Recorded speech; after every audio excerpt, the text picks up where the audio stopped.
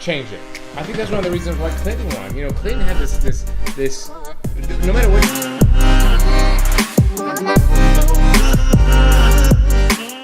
I'll tell you, when we first had this conversation about the letters, you were right. And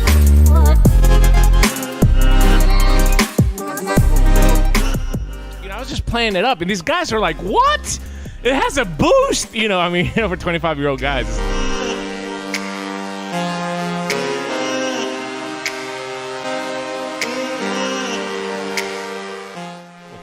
Poor job of organizing, poor job of educating too. Yeah.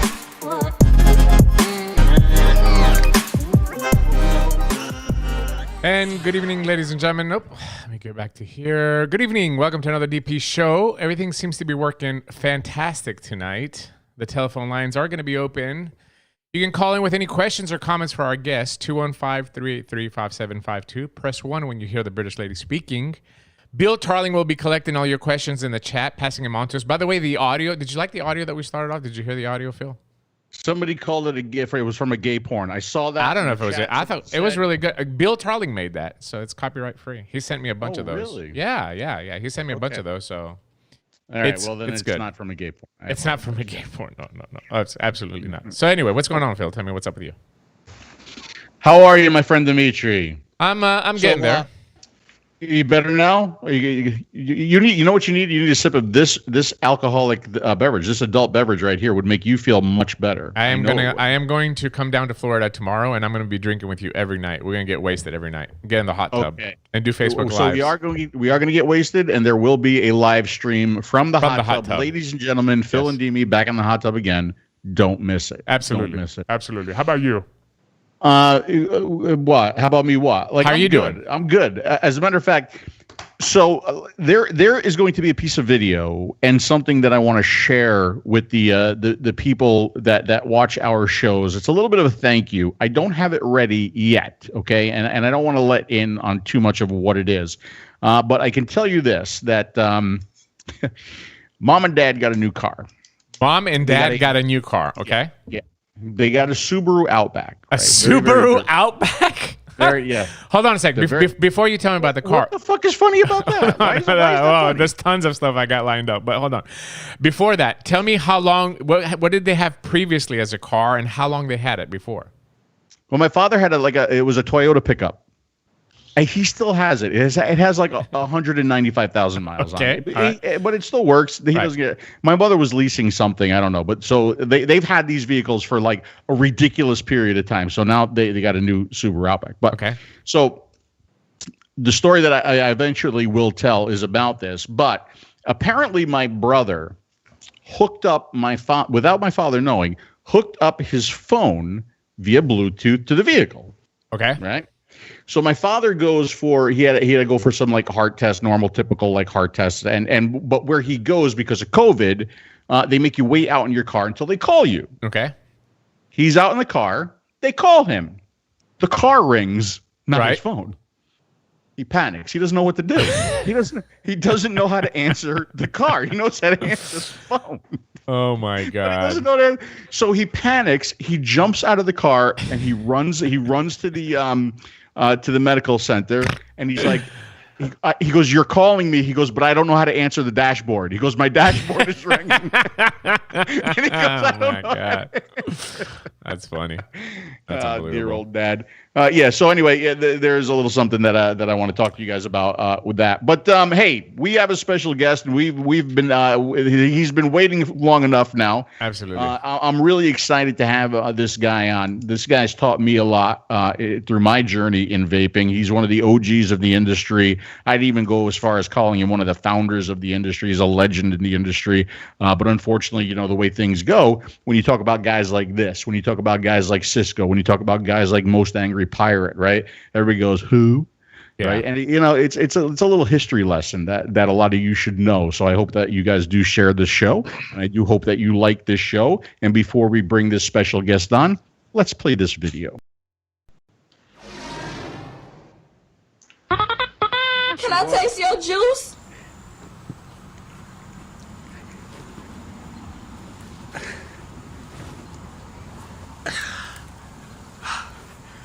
Hey folks, 𝗵𝗵𝗶𝗹.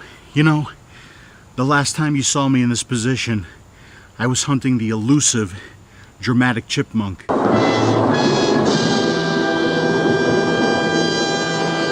And yes, before I get all the comments and emails, I know that's not a chipmunk, but that's what they call it on YouTube, using the smooth batteries.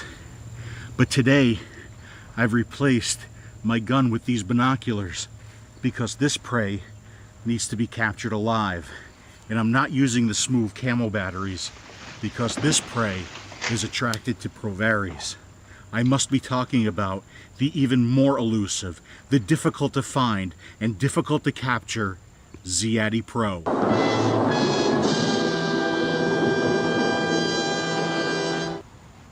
Now, in recent days, I've been seeing the Z-atty Pro in different places around the property, and I've managed to capture some pictures of it.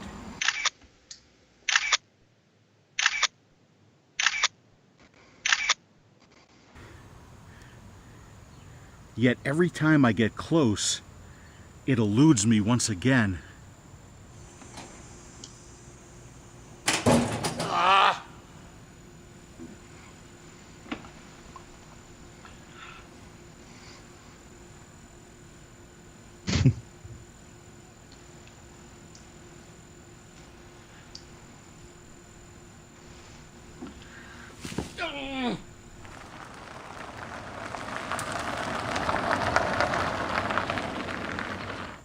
So clearly, my plan isn't working, and I need to come up with something new.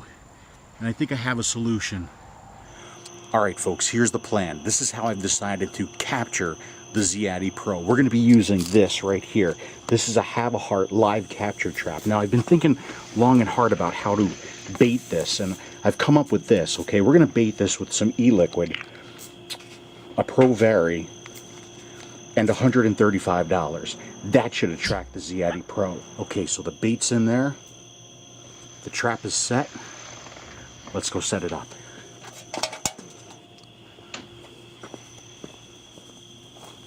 Okay, put it right here on the side of the house. All right, I don't know what else to do after this. Hopefully this works.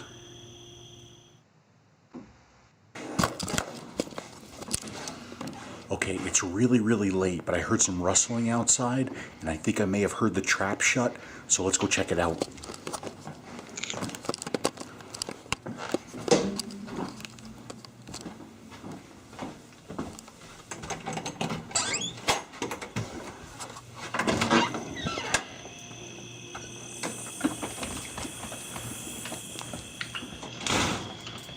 The trap's definitely shut. Yes, there it is. There it is. The Z-atty Pro. Finally. Yes. Well, there it is. The Z-atty Pro finally. And I'm not letting it go. No way I'm hanging on to it. I look in this trap here and I notice that the juice is still there and so is the ProVape, but the money's gone. Now, I did set up a motion camera to shoot photos of the capture, so we're going to have to check that out. Well, folks, there it is. The Z-atty Pro firmly attached to the ProVape so it doesn't get away. Let's go ahead and finish the look with a drip tip. There you go. Now, the money, where did it go? Let's take a look at the pictures from the motion cam. Spooky. So now we've captured the Z-atty Pro, but most importantly, how does it vape?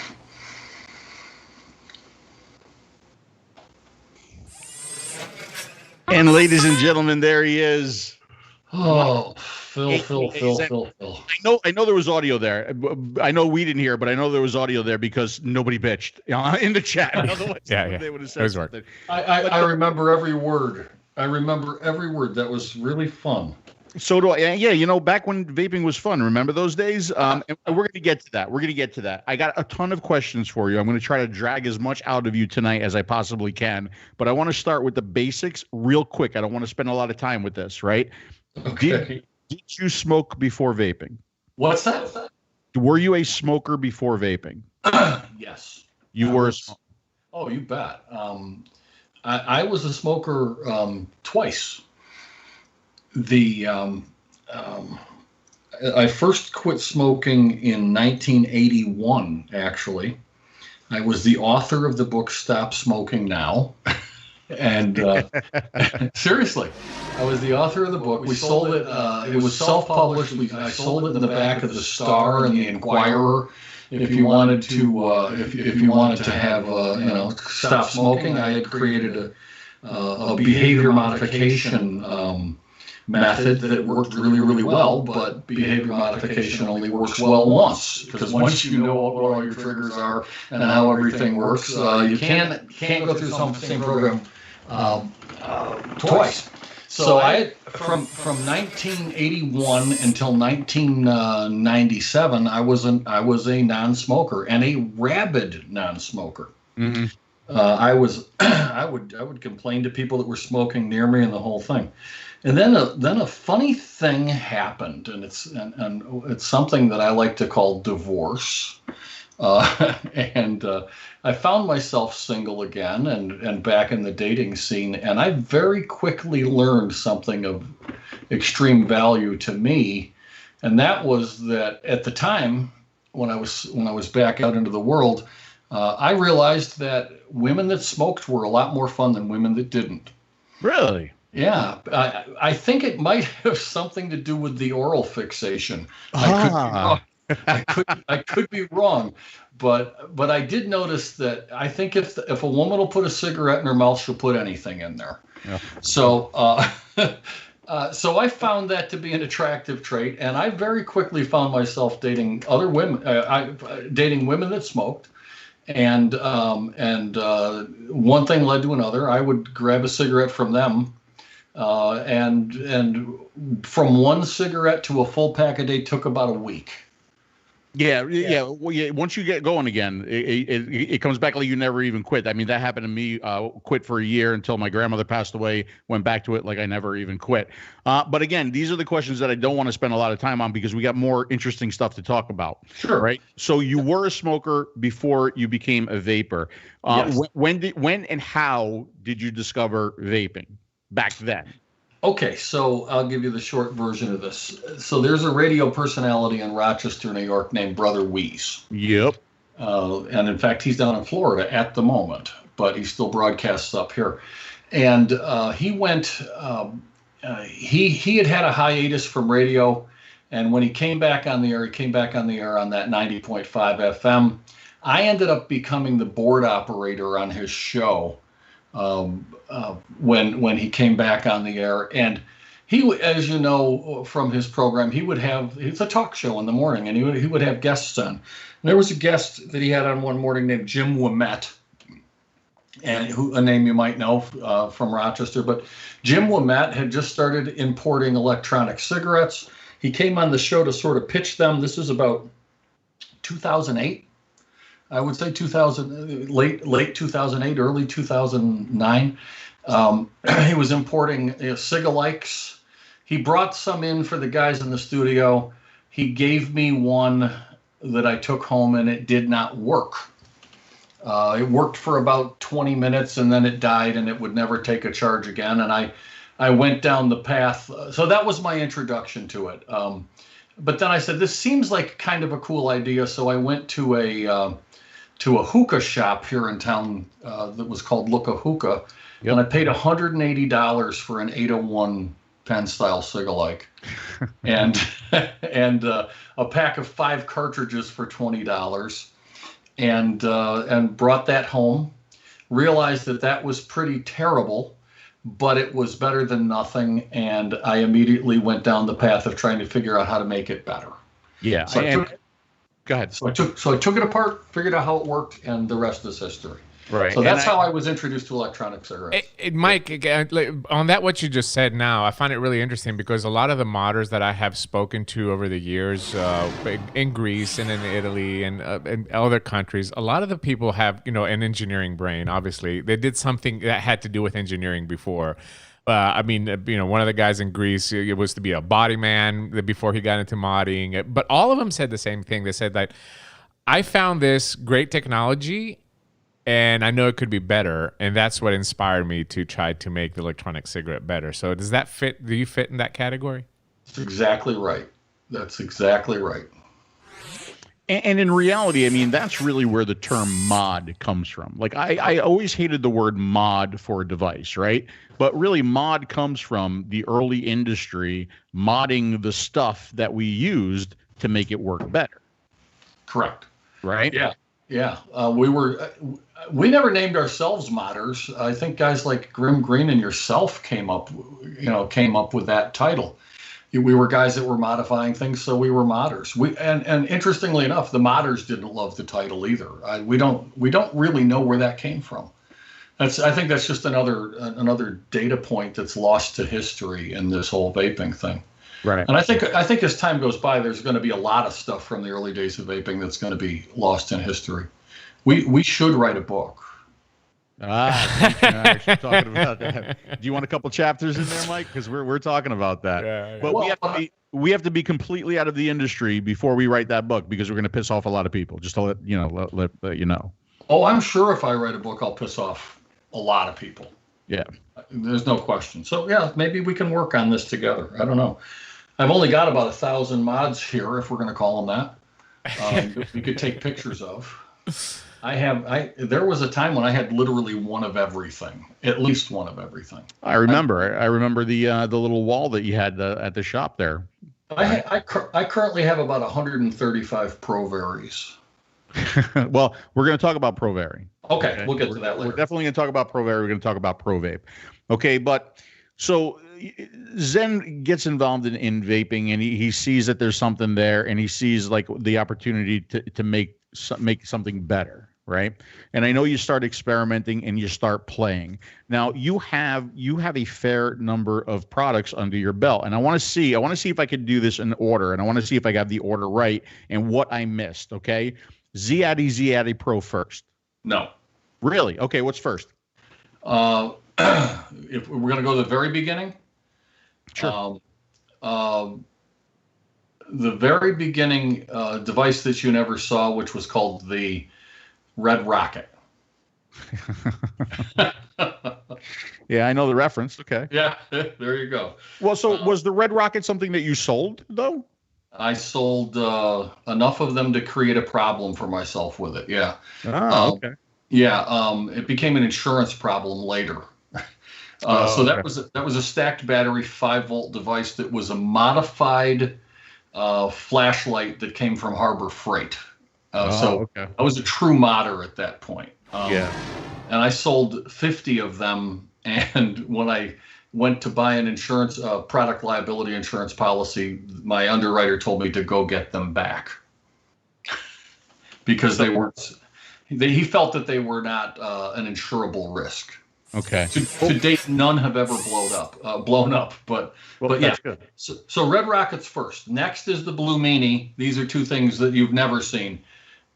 After that is the Zenesis and the Zenesis Mini. Okay, the Zenesis. I forgot about the Zenesis. The Zenesis and the Zenesis Mini which is where the House of Hybrids name came from. It was a true hybrid where the atomizer and battery tube were permanently connected together. Right. Okay. And that's again, like you said, that's where the House of Hybrids comes from. Is the Z-atty Pro? Is the Z-atty Pro after that then? The Z-atty U is after that. Z-atty U, Z-atty Pro, and then so here's some of the other devices that like I'm very familiar with. In the Zen line, the Z2, right? The Z2 the mech. Yes. The Sidewinder. Yes. The Kabuki. Well, the Kabuki. That there's a big story there with the Kabuki. We're going to talk about the Kabuki. Yeah, Kabuki came. Kabuki came after the ZNA.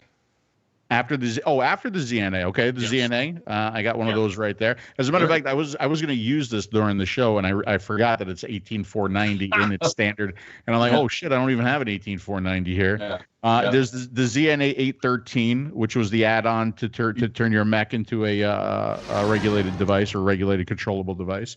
Correct. So I mean, you had a lot of products under your belt. I mean, it wasn't a small product line. You did have a fair number of products. True. And the Z-atty Pro is kind of the one that I came in on, not came in on with you, but it was the first device that I reviewed from you. Yes. Right. And that led to the video that you guys just saw. It led me talking to you and getting to know you. And if I remember, and by the way, that video that you saw of me hunting the Z-atty Pro, Mike just talked about, you know, when he kind of got his first e-cig, 2008, 2009. I made that video in 2012, so things moved pretty quick. Yes. Yeah. We had a full product line in the market by the end of 2011. And up until then, we were doing sort of onesie twosies, still developing the product line and taking it from there. Yeah. Okay. So the Z-atty Pro, I want to start there, or with the Z-atty, right? Yeah. They're the same thing except for the built-in. Right. So beauty. the Z-atty Pro actually had the it had the available space so that when you screwed it onto a slant top ProVape, it made it like just completely a cylinder, and you got rid of that slant top, and it looked amazing on the ProVape, right? I think that's really why everybody had to have one back then too. Until somebody came out with a slant top thing that you could put on under any Addy. The ring. but it was one of the first devices that really spoke to the aesthetics of vaping. It really spoke to this. They were awkward looking, slanted tops and skinny things sticking out the end. And I mean, it was a formidable vapor production device for the time, but it also spoke to the aesthetics of vaping, because up until then, there were some quite ridiculously looking rigs that people were putting together just to be able to produce vapor. And I thought I thought that we needed to start caring about what they looked like. Because if we're gonna gain acceptance in the market, let's not forget about when this was. It was when everybody that wasn't a vapor thought we were doing something wrong. Unlike today, where everybody that isn't a vapor thinks that we're doing something wrong, but they thought it for a different reason back then, and because these devices were janky looking. Nobody had created any level of standards where anything looked right on top of anything else. So I thought addressing the aesthetics was important enough for me to focus on that, and I want to say I was right. Because people, it really resonated, and from the minute that the Z-atty Pro came out, it was no longer acceptable to have a gap. Yes. The minute that was out, gaps were an absolute, ooh, that's ugly. And every other modder and every other device that was on the market was not by me, but by the vaping public. They were held to that standard. If you saw a gap, it was absolutely hideous, and we can't have that. That's right. I remember when the gap, that was so important. That was like number one, the gap. Yeah. Look at that. There's a gap. That's if you could shine a flashlight behind it and you could see that flashlight, that was no good. Now I want to continue on with the Z-atty, and I want to ask this question, and I want to see if it leads to the next thing that I want to talk about. Okay, you did not want me to review the Z-atty.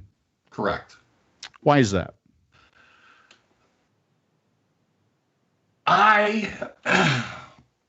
The honest answer is that I had seen you struggle with less technology. Shut up, Dimitri. Okay. Okay, that's the honest answer. I had seen you struggle with less technology, and there's a problem. First of all, I never embraced the reviewers, ever, right? Because the minute that, and I think on some level it's a control issue of mine, but I couldn't control the narrative in the hands of a stranger. And it took me a while before I trusted you, to the point where I knew that if you struggled with it, you would ask for help instead of simply going out there and saying, this thing is problematic. So from my perspective, it was a control issue, and I really wanted to control the narrative. Now, I could not stop anybody from buying a product to review, but in my mind, if somebody spends their money on it, they want to like it. And I think that, and I truly believe that it gave me a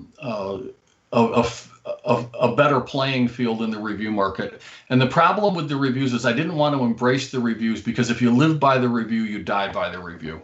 Yeah. And I wanted people to experience these things on their own. So I made myself available to go out to events and that sort of thing to make sure that I could be in front of the people. And yeah, that might be terribly arrogant. But on the other hand, I was fearful that I was fearful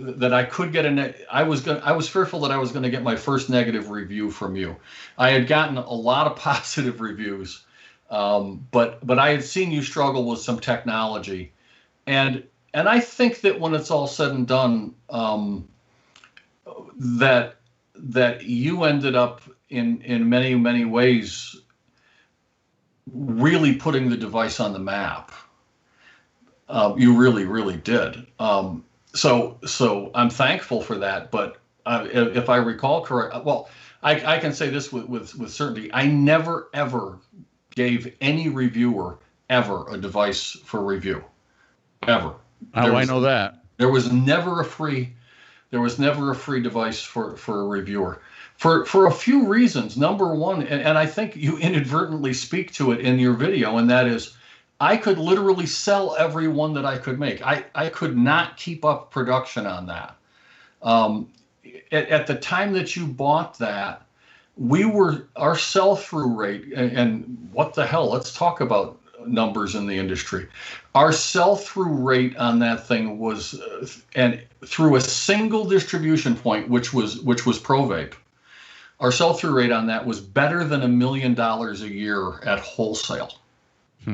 I could not keep up. I had machinists working 24 hours. I had machines running 24 hours a day to try to keep up.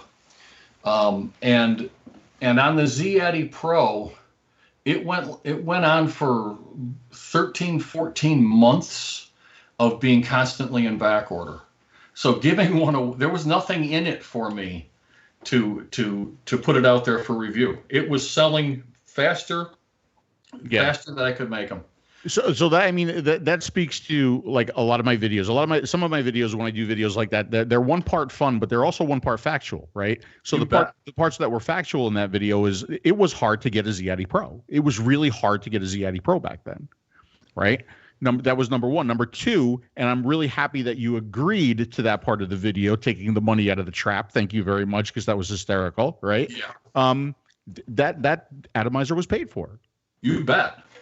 You bet. Yeah, I mean, because out of everybody I knew, you were the least likely to give anybody free product, especially reviewers.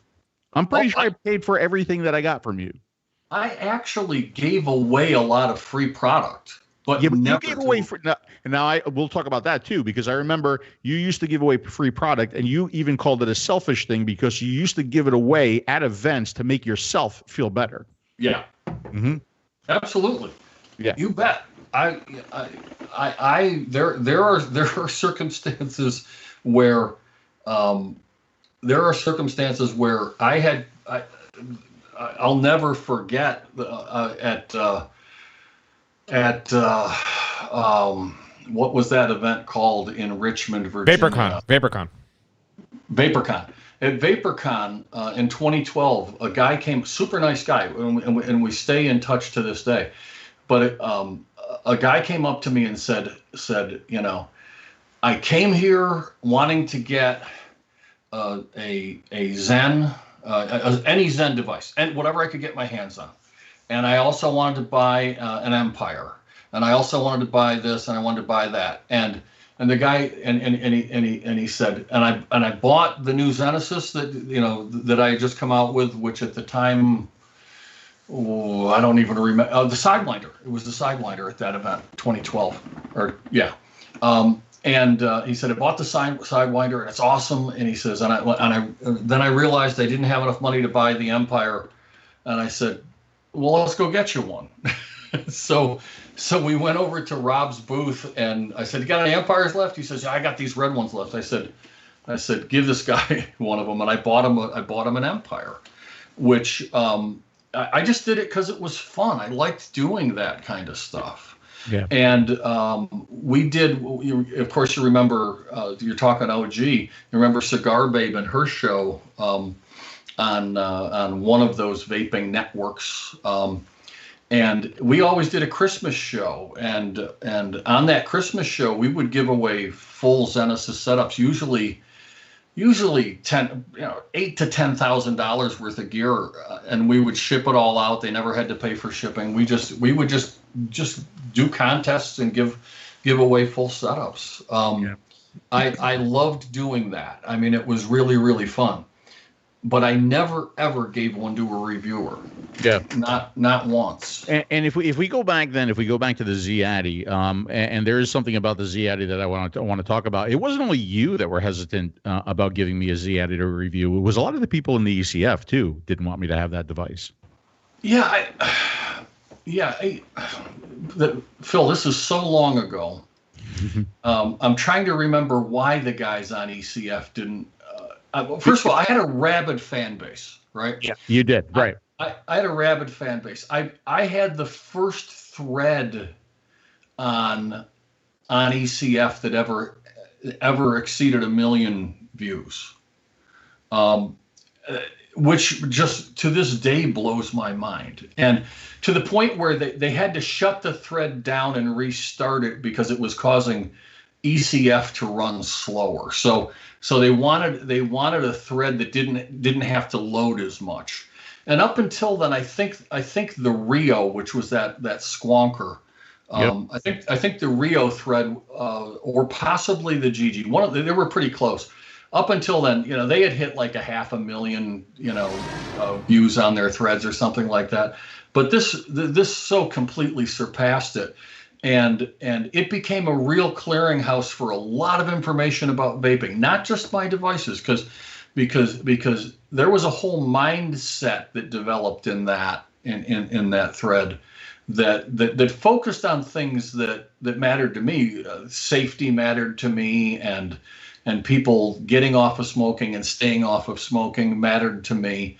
And it was a really, I think it was an important moment in the history of ECF for sure, but it ended up being really burdensome.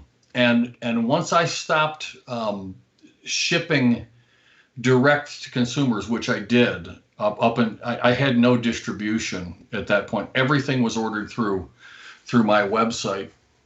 And when I switched over to electronic sticks, the ENS site, and he became my really global distributor. Once that happened, we shut that thread down, archived it, and moved everybody over into the electronics, the electronics sticks subgroup in ECF. Yeah. And there it took on a life of its own as well. So yeah. So you say electronic sticks. Electronic sticks holds a dear place in my heart because that an order of mine to electronic sticks led to my first video, where they sent me like my order was like a bunch of cardos or whatever, and I got like a pen. It was an electronic sticks pen. Sure. And I reviewed it like it was a pen style atomizer or a pen style e-cigarette. Okay. And that was the first video. But there was something else that I think was really important about the Z-atty, right? And you know what? I wished I had mine here because I wanted to do an experiment with it. Unfortunately, it's in Rochester. It's on its way here. Airflow. Talk about the airflow. Talk about airflow on Z-atty, because this is really interesting. And you in a way, you're almost the father of cloud chasing. Am I? Do you think so? Well, definitely. I think you started the more open draw trend. So, yeah. So.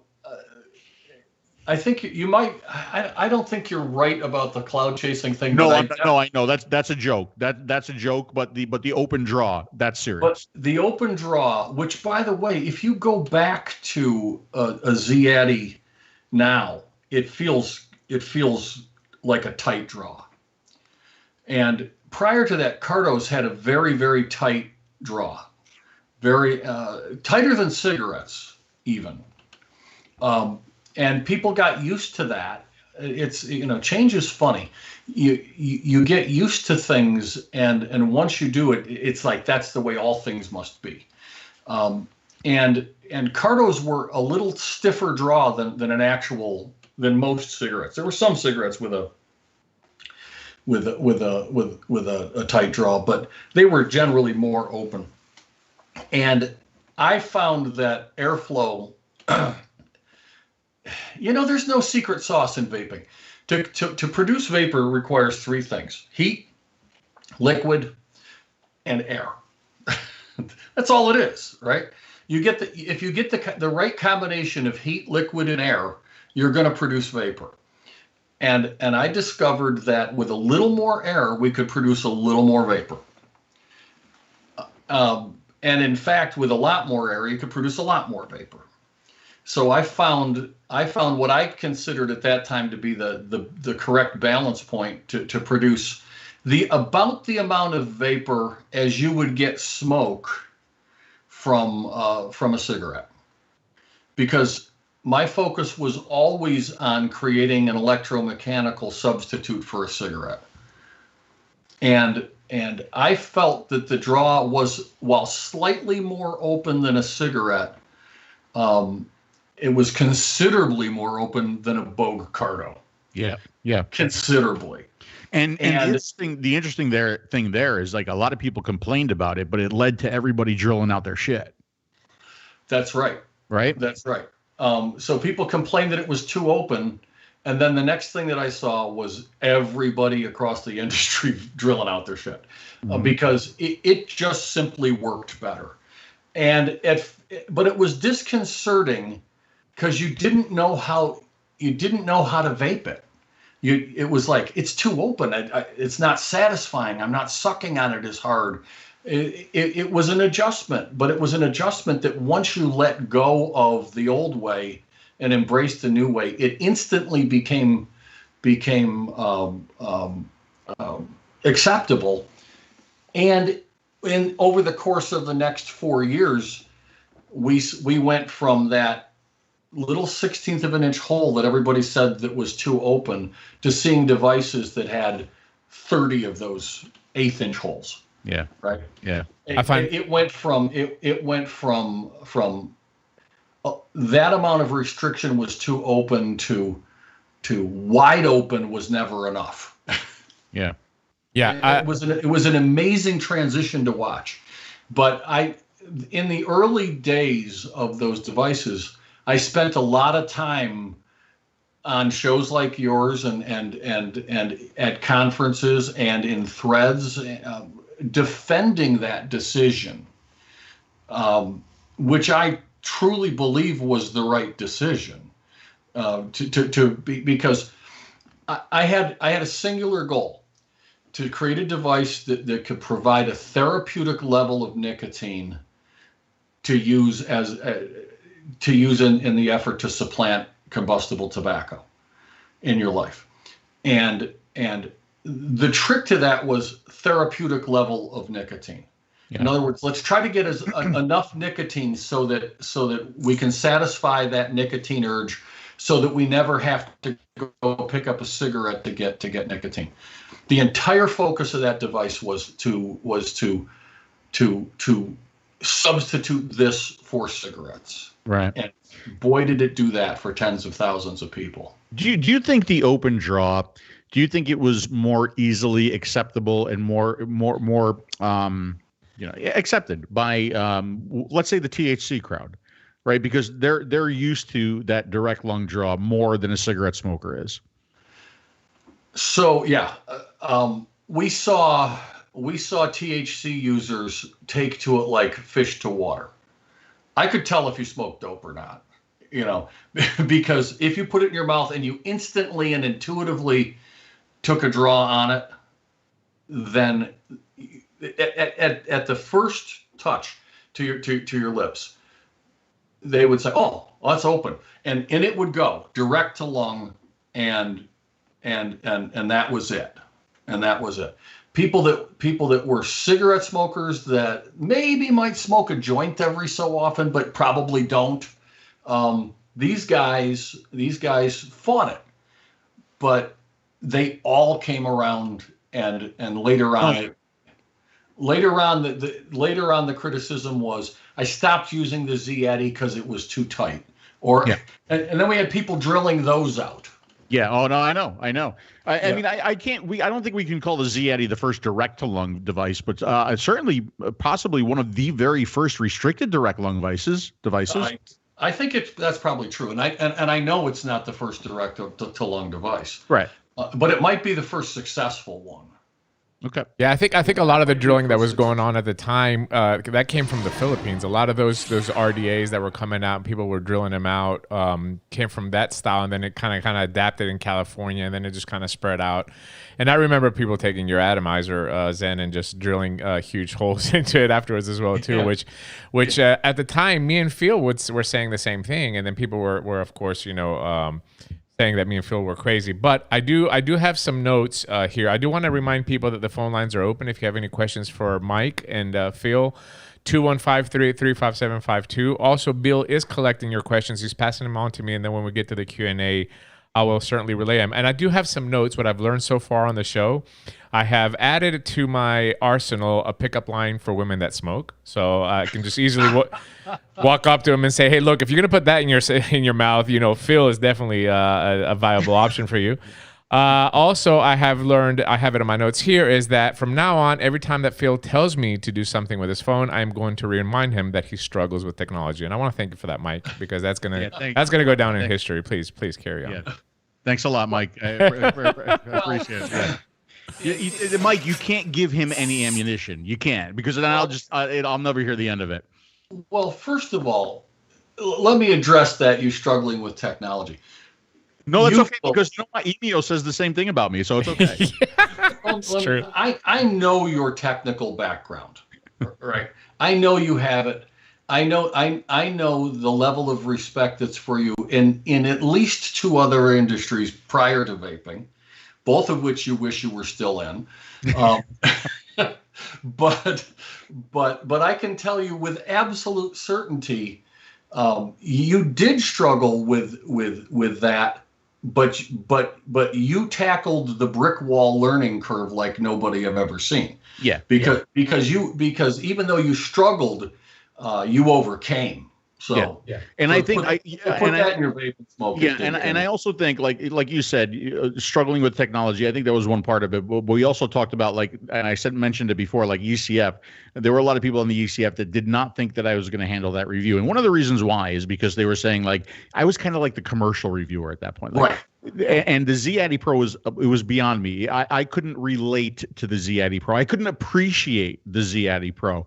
And I think my review not only helped you out, but I also think it helped me out, because I think it gained me a lot of respect from those who didn't think that I could do that review. You gave me credibility in another area, and as a result of that review, you gained a lot of respect and credibility in an area that really didn't believe. They really didn't believe that you were as sophisticated of a vapor as you actually were. Yeah. And because of the products that you were reviewing were focused towards the smoker, focused towards helping somebody free themselves of combustible tobacco. You were not on the path of let's see what new Cosmo Wizatron device came out yesterday. Yeah. You put out, you did reviews, and I don't want to turn this into a let's praise Phil thing, but no, go ahead. It's okay. But you put out reviews for products that were accessible, could be had, the Janties and I can't even remember all the names of the Kangers and Joytex, Kangers, Smoketex, Kangers, all that stuff. You were that was not necessarily what the vaping community was into. That is what, but those were products that filled the need. Maybe that's why you're called Phil. Wait a minute. Those are the things that filled the need of somebody who was converting from smoking. Right. And as we march down the path of vaping and we get past 2010, 2011, 2012, we had a whole new thing happening. And the vaping industry started focusing less on what were the needs of the smoker, and more on what would satisfy the needs of the vapor. Yeah, and I think it went a little bit. I think it went a little bit too far, and I think that derailed and worked negatively against the industry. We'll talk about that in a little bit. But the Z-atty Pro, we could almost consider that the first collaboration between a modder and a manufacturer, you and ProVape. Yes. Right. Yeah. I mean, it really was, and that led to other collaborations with you and ProVape, like ZenCoat.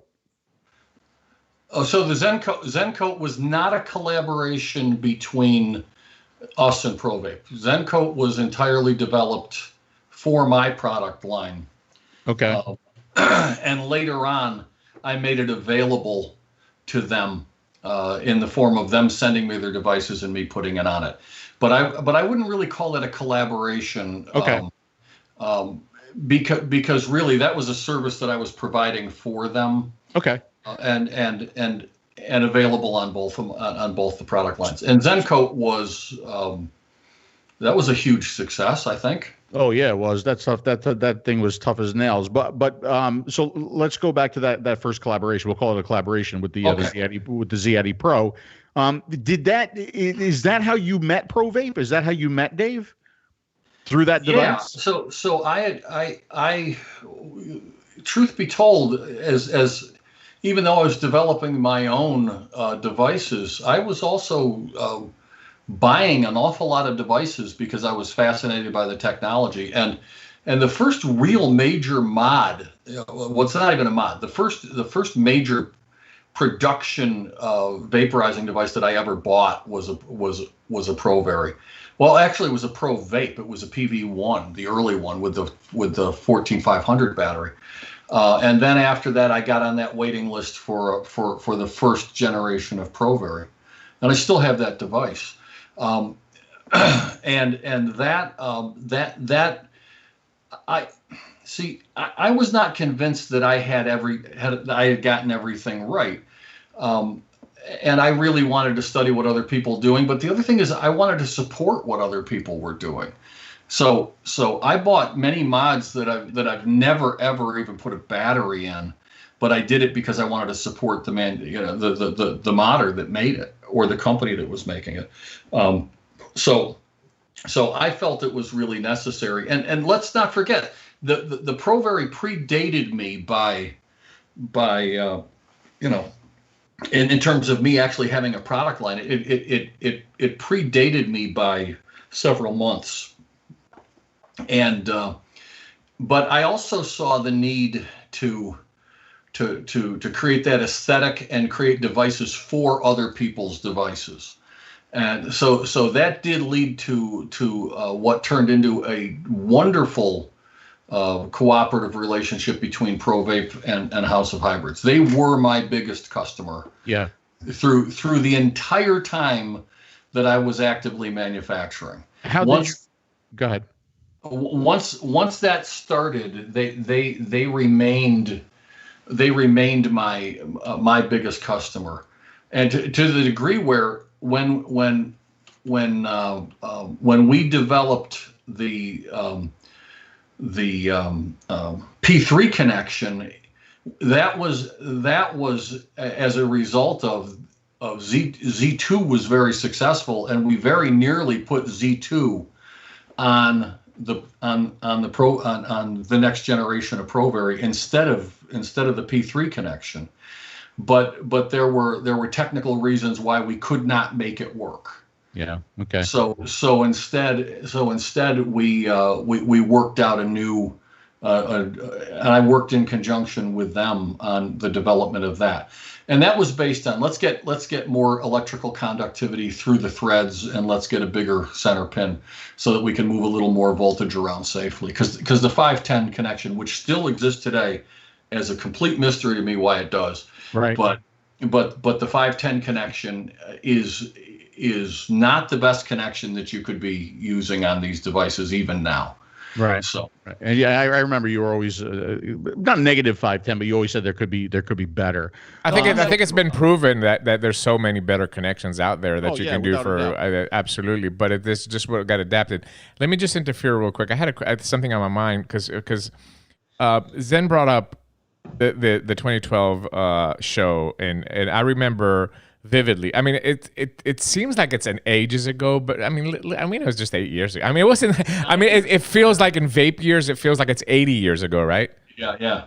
But it wasn't that long ago. But I vividly remember when those doors opened and people were lining up to get the Sidewinder. That was the big thing at that show, and it was just a chaos of people. And there was this guy from Memphis over there. I think his last name was West or Robert West or something. Some guy that had like some hard up boner for you at the time, or your products or whatever. And he came in and JC West, that's right, JC West, and he bought like $1,000 of the products. But that's not the what I'm trying to bring up is that do you at any time now, or even in the later years when vaping became really commercialized, do you miss that portion, that chapter in vaping, those first 2-3 years where, we would get together in a hotel like that, 200, 300, 400 people, and vaping was in its infancy, and the relationships that we were all building, and do you miss that time at all, Mike? Desperately. I don't miss the crowded table of people furiously trying to get a device. I don't miss that, but I desperately miss what happened when the show closed down and we sat down and got to know each other. Some of my best friends today, are people that I met in the first 3 years in vaping. And they were manufacturers, some of them, and some of them were just vapors. I don't want to call them consumers, but it's when the show was over, and we sat down and caught our breath and cracked open some Budweisers and sat around talking. I will miss that. I miss it a lot now. And I miss the people that I grew close to through that. Yeah, I love that you asked that question. And there was a time, and I'm sure you both remember it, where if you saw somebody vaping, you instantly had camaraderie with them. It was before the infighting started and the us versus them, call it the cloud blowers versus the tootle puffers. It was when every vapor that we met was on the same journey. They were just trying to not smoke. Yeah. And the sense of satisfaction that came from helping people do that is pretty overwhelming. And there's an old there was a thing that used to happen that waned over the years, where at some point at some convention somewhere somebody would walk up to you and say, I'm going to choke up here, and say, because of your device. And I'm sure Phil, they said because of your review, and Dimitri the same. Because of your device, I'm going to live long enough to see my grandkids. Yeah, that's priceless. I mean, it's priceless. And then they give you Daniel Walsh he said it's the hug. You when you get the hug, and it's like, and they look at you as though you've forever changed their life for the better. It's powerful. I mean, it really is. It's getting me. It's getting me. Yeah. It really is. I watched through the years as that went away. I watched through the years as the industry lost some focus and started focusing only on the needs of the vapors and less on the needs of the smokers, that we stopped seeing that. We stopped seeing at conventions people crushing cigarette packs. We stopped seeing the focus on what made the industry happen in the first place, and it was all about helping people stop smoking and keeping them off of smoking. Yeah. I miss that level of satisfaction, but I'm grateful to have been a part of it. I really am. I mean, I think that any of us that were around in that era making a positive effect and banging the drum to promote this thing, we're lucky. We got to, how many people can wake up and say, today I'm going to change some people's lives? Yeah. We're really blessed, if you think about that. And I use the term blessed, not being a religious guy particularly, but I don't have another word for it. I just don't. We are lucky to have been a part of it. Yeah, and we really did. I mean, we saw the industry through eyes that unfortunately a lot of other people just are never going to experience the industry. Dimitri and I talk about the journey that we took through vaping. Through the terrible product at the beginning, and as the product got better, and as things got better, and as more and more devices came out, and we were able to take those exits on the journey as we went along. And people today, they're just kind of thrust into the middle of it, or they get a jewel, and they didn't have their heart and soul in it like we had. They didn't see it the way we saw it. And I have a lot more questions like this, but I just want to wrap up ProVape real quick. Can I? Mm-hmm. How did you feel when they closed down? Do you still keep in touch with them? Dave Flagg is a friend of mine at this point, and we don't keep in touch as much as we should, but we do talk a couple times a year. I truly tried to save that company by buying it, and I kept having investors pull out because the government kept doing things that scared them. I did not have the funds to. Well, that's a lie. I could have bought that company lock, stock, and barrel because I had the cash available, but I didn't have the ability to commit the time resources to do all the heavy lifting. So I was hoping to get partners on it, and it's the partners that kept pulling out. But I was saddened by its loss because. And I was always saddened by when people would say, these devices don't keep up. They're not powerful enough. They're not this, they're not that. And I look at it from the more pragmatic point of view of every one of those devices that they ever made will still do the same job that they were designed to do. And if they could help people quit smoking 10 years ago, they can help people quit smoking today.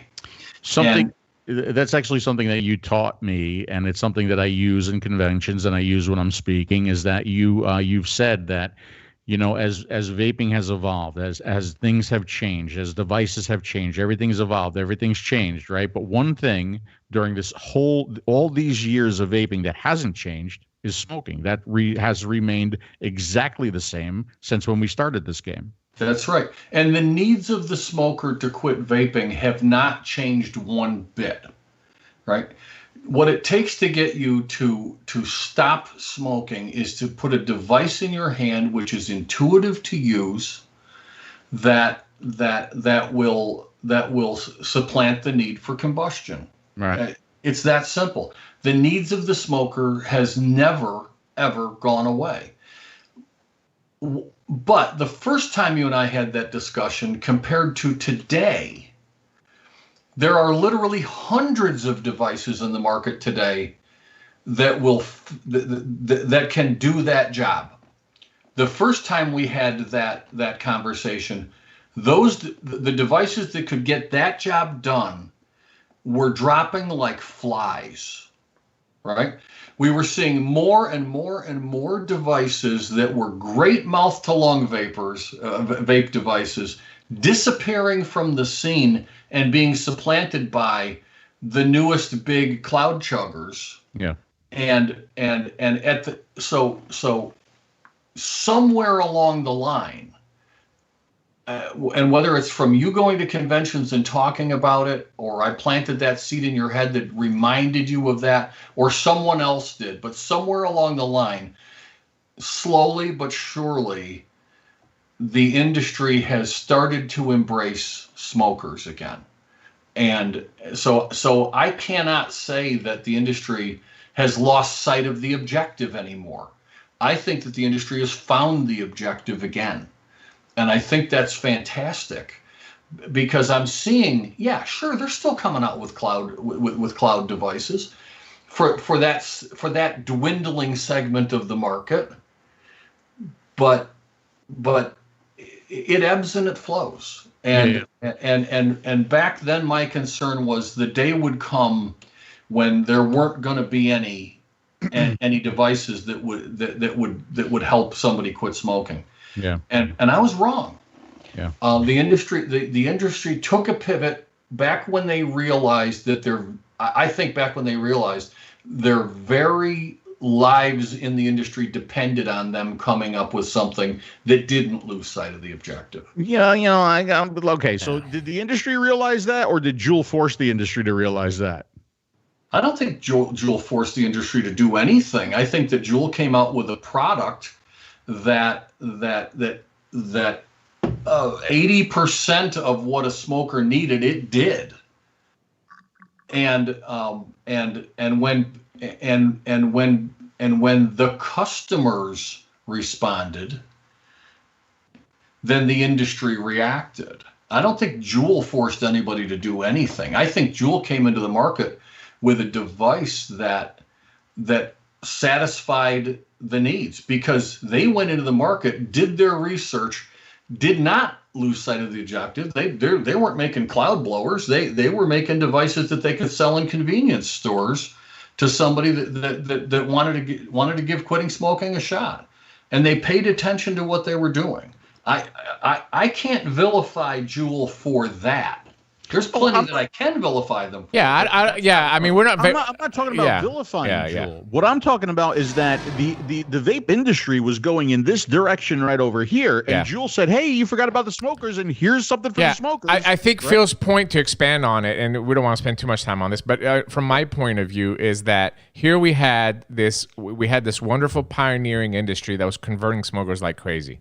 I mean, like crazy. Between 2011, 2012, when the first brick and mortars started up, to 2015, I think we captured a 5 million person market, 5 million smokers in 4 years, which is a tremendous amount in the United States.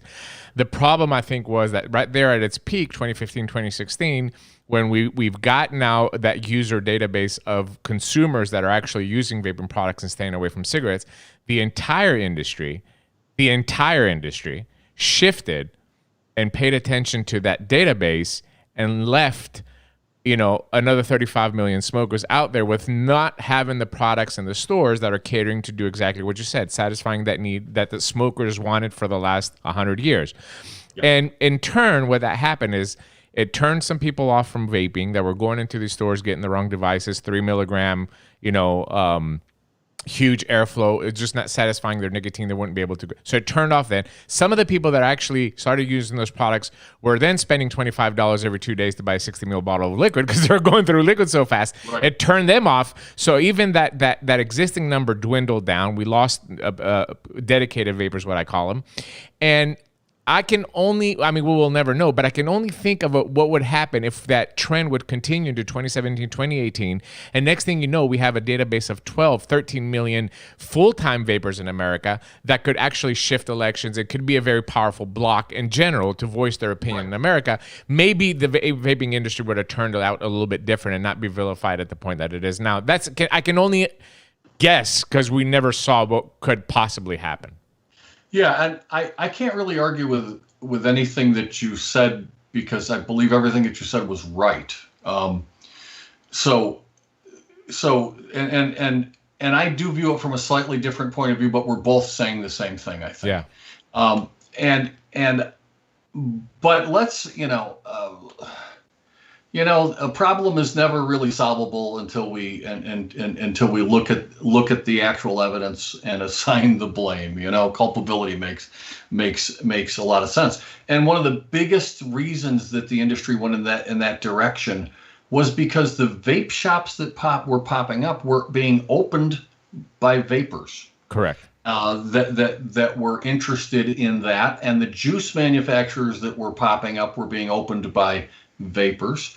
There wasn't a whole lot of attention being given to smokers, and I have personally seen, not recently because I haven't been in a lot of vape shops, but I've certainly seen people walk into a vape shop smelling like a cigarette, and seeing that guy being treated like a second-class citizen in a vape shop, which is that would be like walking into an emergency clinic with your finger cut off, and them giving you a hard time because you're bleeding all over the place. Yeah.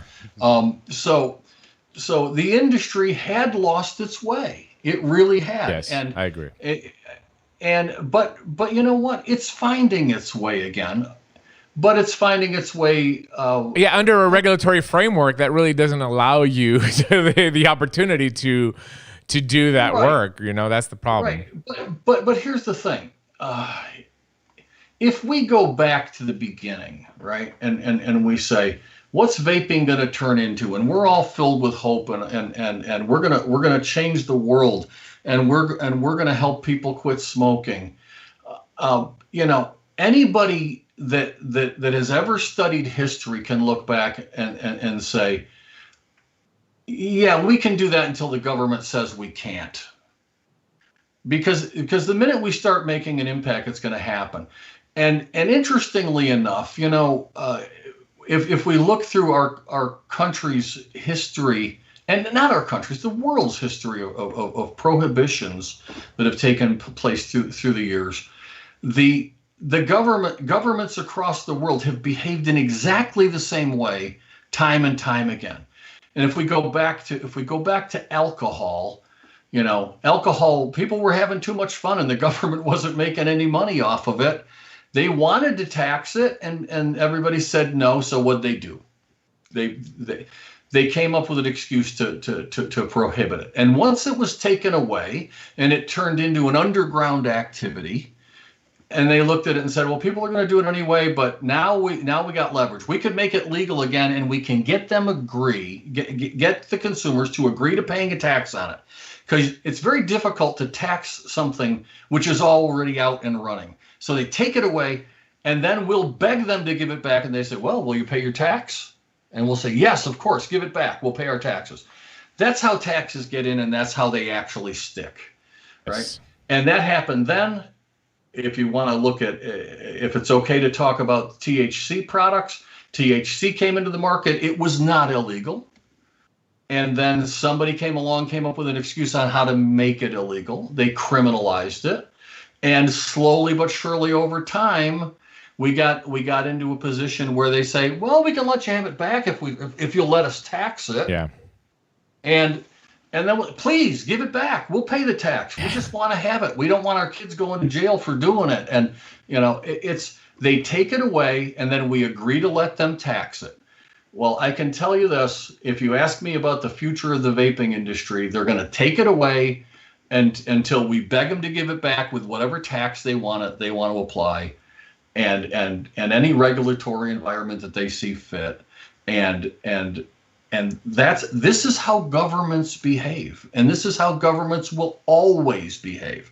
Great. If they can find something that we want desperately, they will find a way to tax it, and they will take it away. They will always take it away, so that we beg for them to give it back, and we will graciously pay their tax. Bend over and take it. All right, hold on a second. We got a telephone call, 206. You're on the air with Phil, Demi, and Mike. Hey, gentlemen. How you doing? It's Rob. Hey, Rob. What's up, buddy? Rob. Hey, I just wanted to say appreciate all three of you guys. I did not get into the vaping thing until exactly 362 days ago. Congratulations. Congratulations. 3 days short of my 1 year. Congratulations, my friend. Congratulations. That's awesome. So, but listening to the show, you know, and listening to Mike talking, you know, it's like, damn, you know, I wish I had gotten into it a lot sooner. I mean, I was working on a 30-year smoking habit. I'm 49 now. Wow. Retired Navy vet, and thanks for your service, man. Wasn't until, like I said, 362 days exactly. That is fantastic, man. I quit smoking and started vaping. Yeah, I think and it sucked. I think part of this show, because now I've got to go through. I got to jump through fucking hoops to try and like keep it up. Yeah, that's tough. That's tough. But listen, as long as you're tuned into the show, you're always going to know where to get your shit. So don't worry about it. That's all you have to worry about. And I mean, and that's great. I do appreciate you guys. It was, you know, my girlfriend who got me into vaping. We had dated way back when we were military brats back in Spain, and we got together almost 30 years later, and we've been together ever since. She got me into vaping. She's all into the pod mods. I went crazy. I started buying everything Inikin. Fantastic. So just want to say I appreciate Thanks, you Rob. guys. We appreciate the call, and thank you for your service. We really appreciate you. Thank you, Rob. Hey, thank you. Have a good one. Have a good one. Bye. Yep. Bye-bye. Yep. It's just great to hear that, though. I mean, it is. By the way, another comment from the chat. I want to make sure I don't forget it. Steven Stafford says, "The Zenesis Mini stopped me from smoking and saved my life. Big thanks to Zen." I just wanted to make sure I get that across to you. It's my pleasure. I mean, it just never gets old. It really never gets old when somebody calls and says, or when they get emails or they send us messages. Because, you know, we really stuck through this, Mike. I mean, we really stuck through this MTL thing, you know? And, you know, and we were talking before the show, and I was like, God, are we stupid that in 2015, we didn't come up with some fucking strawberry donut bullshit and make millions and drive, you know, Rolls Royce now? And me and Phil were going to shows, and people were looking at us like we're dinosaurs. You know, I mean, I mean, we've done well. Don't get me wrong. We're very happy and very blessed, as you said earlier, to be where we are now. But man, we stuck through this thing every day, all through those tough years, you know, that golden age of vaping between 2016 and 2018. We stuck through it, man. And people that appreciate you for that, it makes you feel good. At least, you know, you get that response, you know, often, and it makes you feel good. But man, it was tough. You know, we stuck through it, and it led to amazing things like watermelon peach, the #1 best-selling flavor in the unsalted line, for all the people who are on the chat asking. Now, you know, like, I have more product questions, but I know we're going to run out of time if I keep asking. So let's just say Kabuki, okay? Because Kabuki would that be your biggest product and your last product? Kabuki, well, Kabuki is my last product for the nicotine market. I have a product that came out for the THC market, but the Kabuki is the last. And by the way, the THC product's also pretty much done too. But the Kabuki is the last product for the for the nicotine market. Yeah, and that came out in 2015. That's not a Kabuki. No, I'm sorry. I did. I had to remove it. My bad. Go ahead. There we go. I got it. I got the right one. So with the Kabuki, right? You talked to me so many times about airflow. It's all about the airflow. I got to change the airflow. The airflow's got to be right. And then you went with the Aspire BBC coil. Why did you choose the Aspire BBC coil? And what did you do with the airflow? Okay, so why the Aspire BBC coil? That's the question that I got hit with a bunch, and I was highly criticized for that. Yeah, because it should have been the Z coil. I know the Z coil wasn't around. I know the Z coil wasn't around. To this day, I've heard that too. But there was so back then everybody was saying you should use I think it was a Kanger coil or something, a Pro Tank coil. Whatever the coil du jour was, they were saying you should use that. This is the hot coil. This thing would be great if you would just use that. I looked at it from the longevity of the product, and I was paying attention to how different manufacturers were behaving when it came time to. I had two choices. I could create a coil and put it out, or I could use a ubiquitous coil. And at that point, and I believe to this day, they have never discontinued a coil. I believe that if you have a device from 2014 from Aspire, you can go buy a coil for it today. Yep. You cannot say the same thing about Joytech. You can't say the same thing about. I don't think you can say the same thing about Innokin even. I think that there's been some coils that they've or carts or whatever that they've discontinued over the years.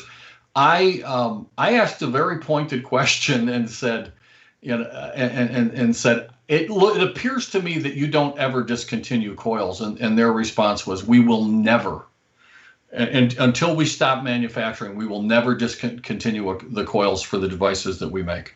And I said, I'll hold you to that. So, and it also happened that when I was designing the Kabuki, it was the coil that worked the best.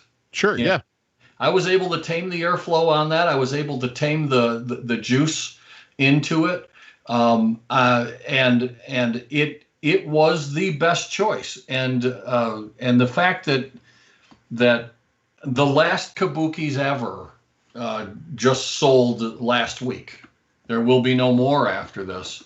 But when we were shutting down manufacturing, because it was no longer going to be a viable business if we couldn't introduce new products. So as we were shutting down manufacturing, we manufactured enough parts to carry us for close to 4 years. We just ran the machines, and the last of the there's maybe a handful, but we can't legally ship them.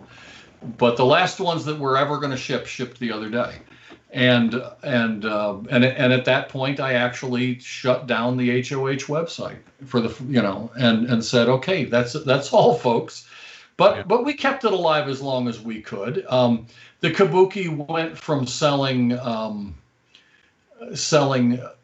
better than $1 million a year at wholesale in its heyday to selling a few $1,000s worth a year, but people that still wanted to get them could get them, but there are so many great devices on the market now. I don't need to make it. I don't need to make it. The things that you guys have brought out from Innokin are stellar for meeting the needs. I no longer need to make that device. Right. And you can come in at a lower price point due to offshore manufacturing, which I see no problem with that. It's all good because in order to keep things going, these products needed to be more these products needed to be more affordable. And with my insurance costs that I had and my cost of manufacturing this country, I was never going to be able to compete with China on it. But for those people that Made in America, that felt that Made in America mattered, I had a product for them. But it's time to pass the torch. I'm talking to you on a computer that was made in Japan, or China, or actually China. When I talked to Phil on the phone earlier today, my phone was made in China. I don't have anything against Chinese manufacturing.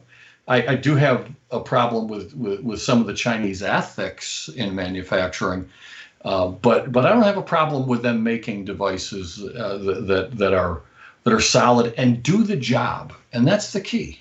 That's the key. The needs of the smoker have not changed. We need to produce, and there's no reason why it has to be as expensive as a Made in America product. And our country has made it very difficult to manufacture things here. That's the big key. And they're going to continue to, as long as we let them get away with it. And guess what? We're going to let them get away with it. Yeah. Just the way it is. So the Kabuki, and I really wanted to talk about the ZNA. We'll see if we can get to it. But anyway, so the Kabuki, you wrap it up with the Kabuki, and you wrap it up. The rest of the industry moves on. Right. Okay. Why did you make the decision at that point to play by the rules? You know, it's funny. I like to think that I always played by the rules. And when the Demon came out, I read it, and when August 8th, 2016 came along, I obeyed it. Now, I would be being somewhat dishonest if I said that I only stopped because of the August 8th, 2016 date. If I'm being completely honest, I was also done. I was ready, you know. It was time to look at the market and say, am I relevant and are my products relevant if I stay in it? Will they be relevant? And I didn't see the value of continuing on when I saw products coming onto the scene that could compete with what I was doing at a fraction of the price that I was doing it for. And I didn't have the luxury of simply saying, well, I'll just make it less money. I didn't have that luxury. I would say in terms of the profitability of my business was considerably less profitable than a juice manufacturer because I was dealing in true hard goods that had to be manufactured on very expensive machines. I didn't have the luxury of sticking in my thumb, pulling out a plum and say, here's my new flavor. It's thumb plum. You should buy it. I also knew that if I continued on, that with, in all likelihood, they were gonna make an example of somebody, and they were gonna make an example of somebody with deep pockets. And if you really look at, and I know I can't speak for ProVape, but I can tell you that a big part of that was driving them to get out of the market and shut it down was they were the biggest U.S. manufacturer of vaping hardware at the time, and they were the ones, if they continued on, that were going to be made the example of. And at the same time, I was the second largest. And once they were gone, I kind of feel that I would have had a big old target on my back if I had. And you know how boisterously I do things. I would be out there shaking my fist at them and saying, "Come and get me." Yeah, that's you. Yeah, but Mike, Mike, things changed a little bit, you know, with the extension. Obviously, we didn't know this pre-August 8th, 2016, right? But then when Scott Gottlieb gave an extension of 2022, of course, that got shut down earlier. Then we found a path through the PMTA. One of the things that I mean, if you realistically think about it, especially for a manufacturer like you that has longevity products, okay? There's modders out there. Again, I'm using that term. I'll put it, you know, manufacturers out there that have the hardware of the week. They'll put something out, and then 2 months later they have version 2, version 3. But that wasn't the case with you. You have products that get out there that can be sold over 5 years, right? Mm-hmm. So your product would make perfect sense for me for example, the Kabuki to take it down a regulatory pathway. Given what we know now, do you regret that at all? Meaning that you saw how the FDA reacted, you saw now the timeframes have changed, you've seen people submit PMTAs. Do you think that you would be able to continue on that? Well, I haven't seen a PMTA approved yet. Yeah, well, nobody has. Okay, so but legally, the products that are on the market that have submitted PMTA are legal. I think this is a big misconception well, it's a big conception for politicians that are trying to ban these products, but right. I think that if anybody took them to court, it's clearly written in the Tobacco Control Act. The same people that are trying to get FDA not to approve these products are the ones that signed off on the Tobacco Control Act, which says the FDA has to go through a process to approve your product. As long as you've submitted the PMTA and your product's on the market, it is completely legal for you to sell your product in America today. I get that. But it's not viable for me to manufacture the product in America today. Yes, that I agree with. Yeah, it's so it's a, you know, this is another one of those double-edged swords. Yeah, really. Yeah. Do I regret not going down that path? Demi, I'm tired. Yeah. Okay. You know, and I know a lot of my contemporaries are too. And I fell into the vaping industry by mistake. I was working working for the Office of Naval Research.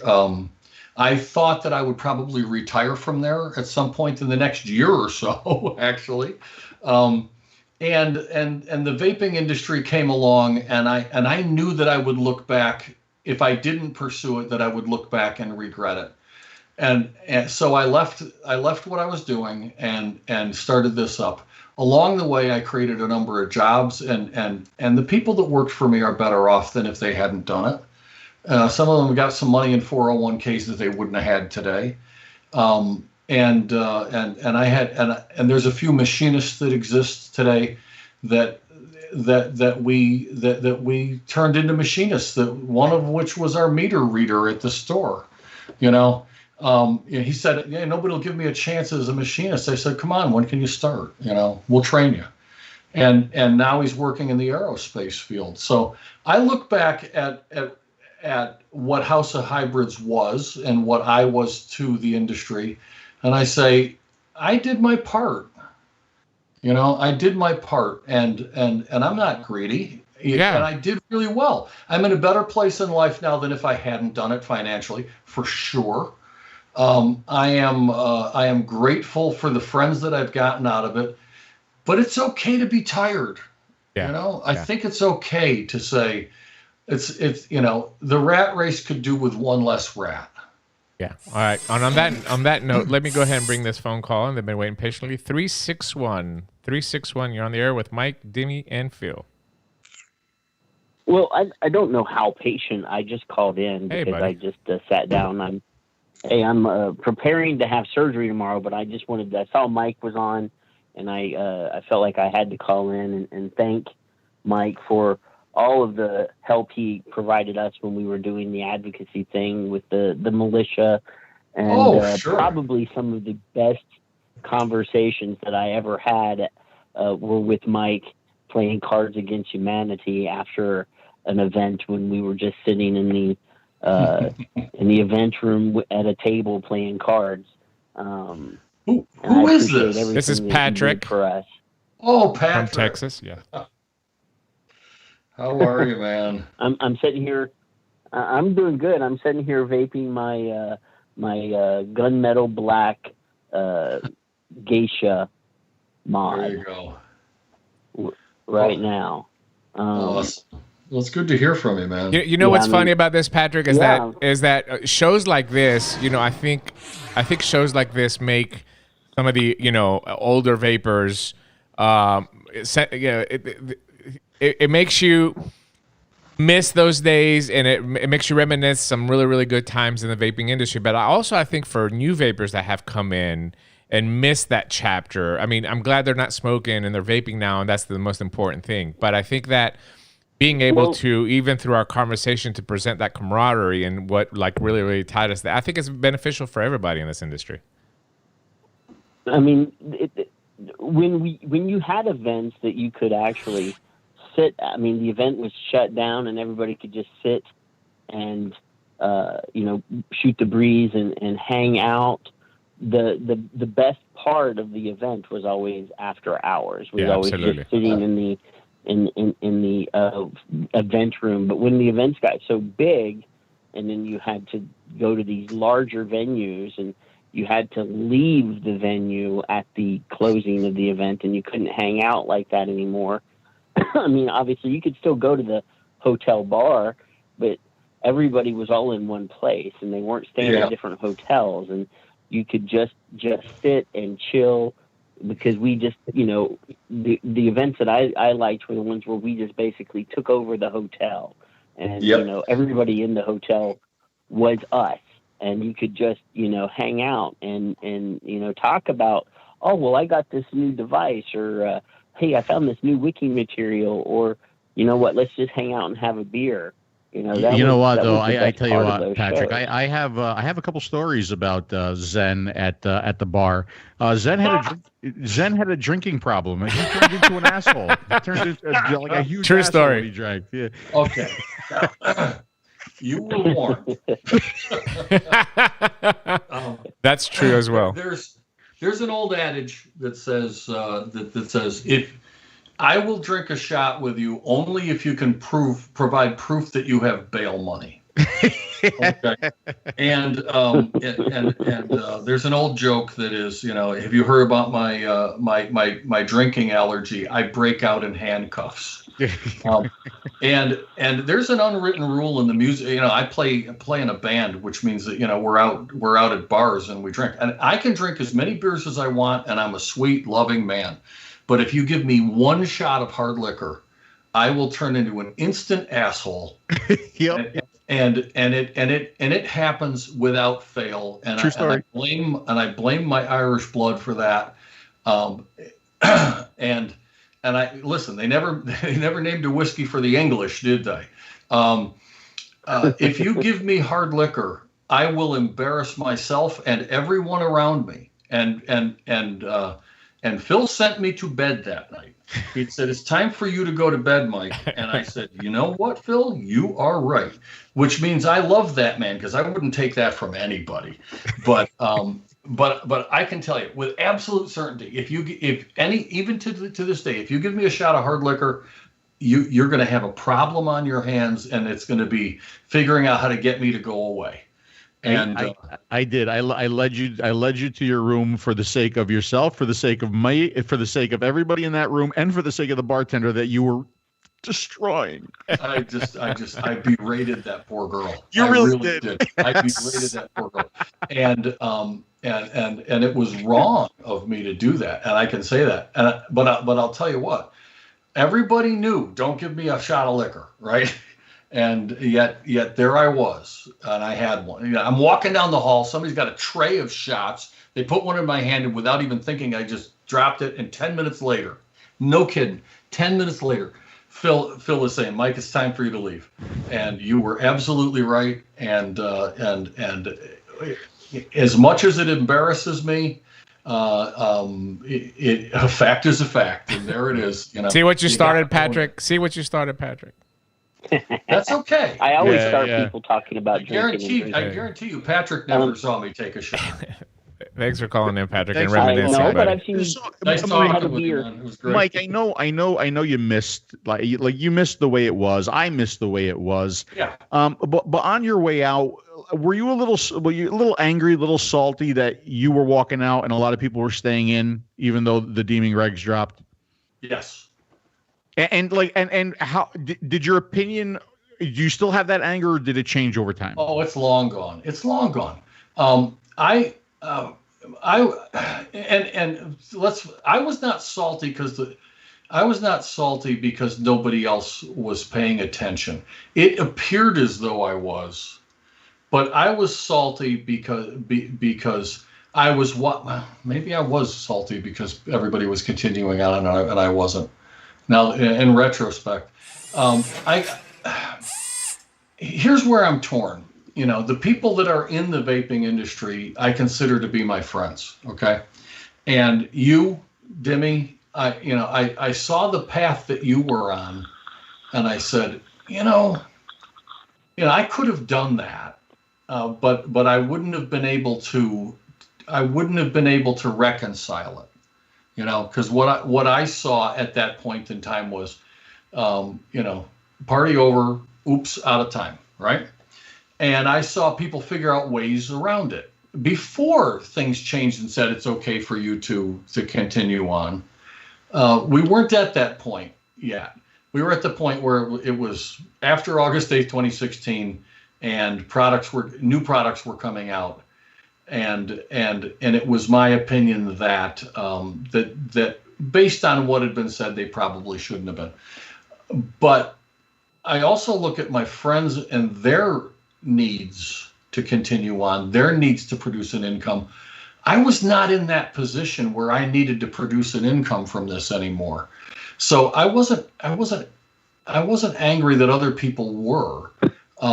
I was just a little embittered by what at that point had been at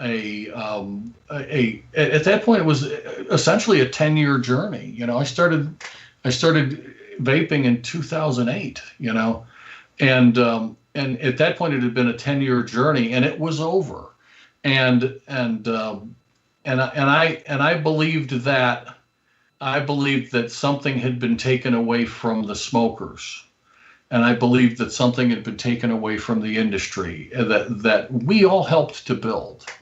Yeah, it's a good way of putting it. I mean, seriously, it's a very good way to put it. I can see your point of view, and trust me and Phil have felt the same way as well too, exactly as you have felt. Maybe in other aspects of the vaping industry, but we have felt that same feeling that you're feeling, that salty feeling. We have felt it as well too in the industry. I don't think that you're unique to that.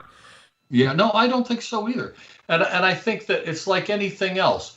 When you get a feeling, you have to process it, and sometimes it doesn't process itself in a neat and tidy way. Yeah. Sometimes it's going to process itself with a little lashing out, and I believe that at the time that I was verbal about that, I wasn't looking at the big picture. I was looking at my picture and how it affected me. Yeah. And I think that that in all honesty, in all honesty, I was sad, and I was hurt, and I think that that when it's done, I felt that it needed to be done. I really did, and I did have a chip on my shoulder regarding the fact, and it's not aimed at anybody in this industry, because we had 52 much bigger enemies than any of us with each other, and that was the 50 states, the federal government, and the District of Columbia. And watching this thing that we were part of creating being disassembled with information that was completely devoid of science, and watching it being disassembled and taken away for reasons that they were completely lying about, and that government corruption touches all of us every day, but it was hitting me over the head with a hammer. I wasn't being touched lightly by government corruption. I was being wholly affected by it, and there is literally nothing that I could really do about it. Yeah, and it's a bad feeling. It's a bad feeling. And as long as our government continues to look down on us and say, be safe, be obedient, be afraid, then we got a much bigger problem than what they're doing to vaping. Good point. And that's what I'm salty about is our government betrayed it. Absolutely. All of us. Absolutely. Hey, Patrick, thanks for calling in. I hope you have a successful surgery. I hope the sex change goes well and everything as well. Yeah, good luck on that. Patricia. It'll be nice. It'll be nice. You wait till I get the boots, man. Yeah. All right, Patrick, have a good one, buddy. Bye. Thanks. 617, you've been waiting patiently. 617, you're on the air with Mike, Demi, and Phil. Hey, Hey. Mr. Morgan. Siebes, what's This is going on, baby? Hey, how you been? I'm good. It's I am nice to good. see you. You look great. Hey, Phil, Dimitri. Thank Hello. you. I look more like David Letterman now than I used to. You do. You really do. You know that you surprisingly do. Except the beard is still your own. People I just wanted to used call to and run up to say- me in airports and recognize Zen, and now they run up to me and say, "Oh my God, it's David Letterman." So No, that's pretty funny. That's funny. I just wanted to.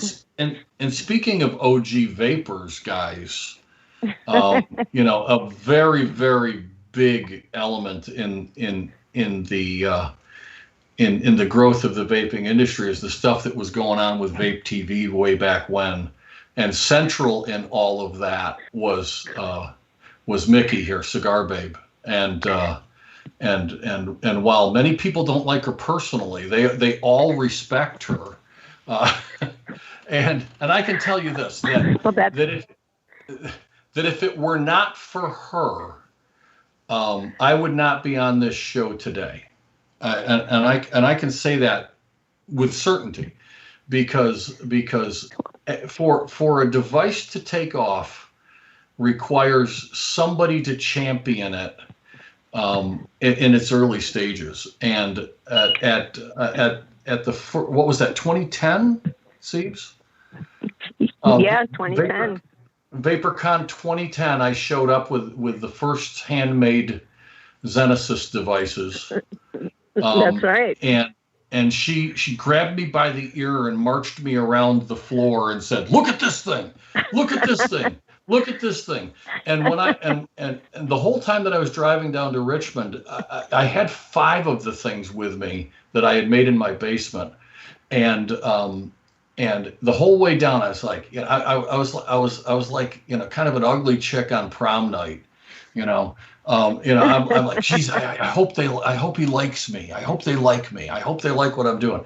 And as a result of her dragging me around by the ear, she made me sell out in about 40 minutes, something like that. And something then like took a whole that. bunch of It was orders very as quick. well. You need a good hype very man in good. vaping, Mike. Come on, you know that. You need a good hype man. And You do. And I've said this to Siebes many times, and it's like I owe her a debt of gratitude that can never be repaid, because she really put me in front of the shakers and movers of the industry at the time, and the very next the day that I got back from the event, I went to log into ECF and found out that I had been banned because I was a manufacturer and hadn't paid my manufacturer's fee. And once I sorted that out with those guys, we opened up that first thread that eventually led to that million. That million mark, that million post mark. That was all about Siebes. Thank you. That's very kind of you to say. Well, it was very kind. There are of a lot you of to us on here. I'm sorry. Go ahead. No, go ahead, Sibi. Go ahead. You go. It's your call. I was going to say there are a lot of us on here. We came on. I mean, you know, we like Phil and Dimmy too, but we love you. We love you, Mike Morgan. I have no idea who's in the chat, who's watching. So any of you that are old Zenfidels, even Stafford, thanks so much for coming out. Tons of us. And thanks for the fish. You know. Tons of us. It was a great ride. The Kabuki is my all-day tank. Well, there the you go. Kabuki is my all-day, everyday tank. Well, mine too. All day, every day. On 10 devices. ProVape radius and a Kabuki. I love my radius. Love my radius. Can't get batteries for it, but.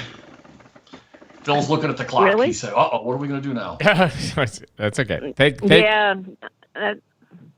I just want to say thanks to you guys. I'm so glad you had Mike on. Thanks, CB. Thanks for calling in. Thanks We for appreciate letting me say hello. Absolutely. Anytime. Take care. Thank you, honey. So Bye-bye. Good to talk to you. Call me in the next couple of days, but not tonight, okay? Okay. Yep. All right, bye. You know, it's funny because when we made the 24 millimeter Aries, we called Mike and we said, "Can you make us some 24 millimeter rings for the radius?"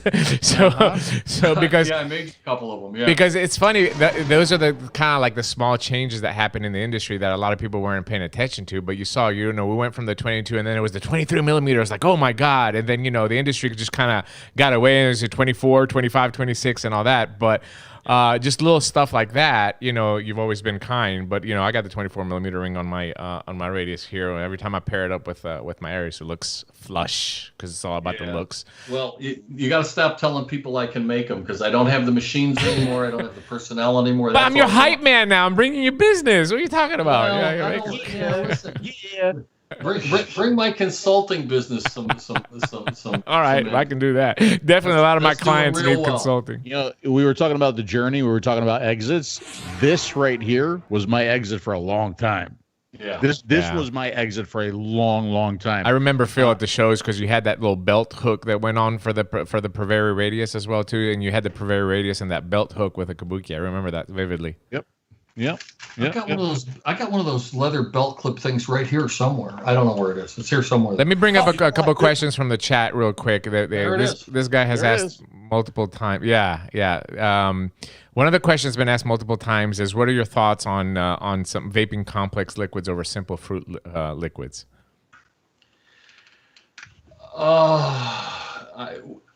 What are my thoughts? Whatever gets you off of cigarettes and keeps you off of cigarettes is okay by me. Yeah. Whether that takes a complex liquid or whether that takes a simple liquid makes whatever works for you to free you of combustible tobacco and save your life is okay by me. I personally vape PG, VG, nicotine with menthol crystals in it. It's as simple a flavor as you could possibly make. That works for me, but if it doesn't work for you, then you do whatever it takes. And the other thing is it gets more and more difficult to get products. If it gets more and more difficult to get products moving forward, never give up. You can learn to DIY. Yeah. You never give up. Don't ever go back to something that we know is going to kill you. And even if the government continues to say vaping's going to kill you, don't listen. Okay, make your own decision, but never give up. I agree with it. Well, I mean, it's funny because I remember *𝗵𝗶𝗶𝗕, 5-6 years ago, told everybody the only thing you should be vaping is VG and nicotine with zirconium wire. This is the Bible. And 2 years later, *𝗵𝗶𝗶𝗕 had a fruit e-liquid line out. So I like your answer better. I heard Mike's favorite liquid there. I don't know if you know this, Mike, but Dimitri actually vapes menthol crystals. Yeah, he doesn't remember. We had that conversation somewhere. We had this conversation somewhere with Mike. I don't remember which show it was. One of the last ones. But yeah, I'm a huge menthol vapor. Like it has to be. Well, now I'm vaping WS-23, which is more intense. But yeah. Yeah, well, we call it Zenthal, and it's as much menthol crystal as I can cram in it. And it works for me. But the key thing here is never give up. Yeah. Find a liquid that works for you, and if they take it away, find another liquid that works for you. Yeah, I think that's important. And we stress that a lot on the Smoker Show, and the variety is out there. You most likely will have to go to a vape shop now until we see what's going to happen. And I still think even with a shipping thing, I think in 2-3 months things will settle. I think that we're going to find solutions for that as well too. But it's tough now because it's new. But I think at some point it's going to settle out, and we're gonna figure out solutions for those living in the rural areas. But I think that the one thing that we stress always here on our shows, and especially the Smoker Show, is that there's literally millions of liquids out there. You will find something that you like. You just don't have to give up. You just have to keep trying. Right. Phil? And if one device doesn't work for you, try another one. Yeah, make sure they try the Zenith, which is really, really good. But not to our own horn, but I think that if you look at the success of the Kabuki, I think for our era, and the reason why it's been continued, it has the elements that a smoker needs. And that, which I wanted to add when Phil was talking about it, and if you look at atomizers in the market, like the Nautilus, and atomizers that have been, or the Zenith is going on 4 years now, it's still selling. So it has the elements of what a smoker needs. It mimics, which is extremely important, it mimics the act of smoking. And that starts with a draw, the air, that resistance that you get, right? Ends with that therapeutic shot of nicotine. That's exactly right. And I'm glad to see higher nicotine liquids coming back. I'm glad to see, maybe not going as far as some of them have gone. Yeah. But I'm glad to see that old trend of 1.5 and 3 nic, is sort of going the way of the dinosaur, and I'm seeing higher and higher nic levels. Not that I pay that much attention to the industry, but that is one thing that I do see. Yeah. And I know we're up against a hard stop with the show, but I can honestly tell you that we can go a little bit more. We can go 5-10 more minutes. Yeah. Yeah, run it. I'm gonna need to duck out in a few minutes. Yeah, myself. yeah. So super chat, thanks for the $5. New Wave Dave says, I used to have a pic with Mike at the 2014 or 15 Vegas Expo where he wore our Conquistador helmet. Had a great conversation too. I will tell you, yeah, I will tell you, there's a handful, and I say this with all honesty and respect, Mike. There's a handful of people in this industry over my last decade, whether it be advocacy, manufacturing, vaping, or just friendships. There's a very small number of people over these past 10 years where I can say that when I talk to them, I learn something new. I see a different perspective that I need to respect, and you're one of them. You're in that very, very small. And it really is just a handful in this industry. Trust me. But I say that with all respect. To me, that means a lot to me. And honestly, there's not a lot of people that I let sway my opinions without me doing a whole lot of research. But I take things that you say at face value, and the same is with Phil. And I honestly feel that the vaping industry is in good hands with you as somewhat of being the watchdogs on it. And I admire your ability to transition into product development and product consulting, and I admire your ability to have taken what you've learned along the way and helped to drive the industry moving forward. So I know that as I exit, it's being left in good hands, and that means a lot to me. And it's not just you guys. There's others out there. Sure, absolutely. But precious few of them, I mean, Mike, think about this. Me and Phil would go to a show and ask for 12 milligram liquid. I mean, a lot of people would have given up. We would go to a show in 2016 and ask for 12 milligram liquid, and people would laugh at us, Mike. Yep. Laugh at. I mean, seriously, made you feel like it made me feel like a smoker. Like they were shunning me and Phil out of this industry because we were asking for. I mean, not a lot of people would stuck with it. Trust me. If me and Phil were not a couple, and I mean this in the bromances, I think if me and Phil were not a couple, we would have given up. Yeah. Yeah. It's difficult, and they looked at us when I would ask, well, do you have this in 18? They would look at me like I was a pariah. Yeah. And it's like, listen, guys, you have lost sight of the objective. You really, really have. And it's time for you to wake up. And the thing is, the other thing that I said at that time was, if you don't wake up, somebody's going to make you wake up. And you won't like it. You're not going to like it if we continue doing what we're doing, we continue down the path that we're on. The industry, many players in the industry did a lot of harm to the industry, but many players in the industry created it too. Yeah. Sure. You can't have good without bad. I mean, it's yin and yang, and hopefully those things can stay in balance. It's too much to say. I hope that the good wins and the bad loses. I'm looking for win-wins here. Yeah. Where everybody can do what they need to do to remain free of combustible tobacco. And combustion is when it comes to tobacco, combustion and nicotine, combustion is the actual enemy. Absolutely.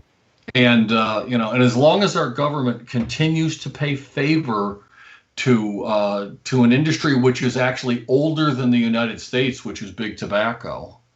It's the second oldest industry in the United States, with prostitution being number one. Yeah. But big tobacco existed before 1776. They settled. They colonized this place. They really did. Yeah, absolutely. Tobacco farms were this country's first cash. Yeah, it built this country. Yeah. Yeah, they built this country on tobacco, and they have never discussed the favor that they've been given, but they are clearly being treated like they were grandfathered in because they're older than this country. Very good point. And they are being treated in that way. And each time somebody takes a swing at them, they come up and they wag their finger and they say, "Oh no, you cannot take a swing at big tobacco. We allowed you to come here. Yeah, and we saw that this year with profits again and cigarette sales stabilizing, which they were on a continuous drop for 7 or 8 years, combustible cigarettes in America. And this year was the first year that they stabilized, and that's a direct connection from what the government is doing. So it's basically, you know, their pimp is allowing them to get back on the market and continue to sell. $20 super chat from 𝗵𝗶𝗃. You know who 𝗵𝗶𝗃 is? Andrew K with. Hey. Missed the event times and the get-togethers we all used to have. Glad I got to see you all on the last one I attended here in Brooklyn, New York. Mike, thank you for everything you've done. Glad you did this show tonight, guys. Thank you. Yeah, well, Andrew is one of the people that bought one of those first 5 Zen Assist devices, and he still has it to this day. Yeah, I miss Andrew. You know what? I miss Andrew. He's another one that when he drinks, he'd get funny. You know, we used to have a lot of fun. We used to have a lot of fun with Andrew. You know, he used to wear that little fedora, you know, the hat and the bar. We had some good times. We had some good times. I don't miss Andrew even a little, because Andrew is vape bans. Yes, and my girlfriend Stacy handles all of the fulfillment and shipping for vape bans to this day. Oh, wow.